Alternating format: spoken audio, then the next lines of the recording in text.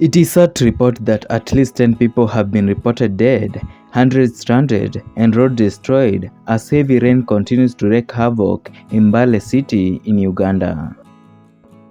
The heavy rains pounded the region for a period of over 8 hours non-stop, hence causing flooding in most of the suburbs of Mbale city as River Nabuyonga on Mbale Kumi Road busted its banks. The heavy rains started yesterday evening on 30th July 2022.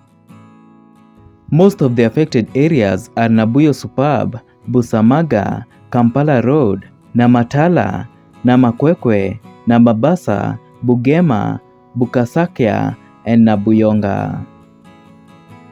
Sincere condolences to the family, friends, and colleagues of the deceased, and quick recovery to the injured. Thank you guys for watching. Don't forget to subscribe, comment, or share.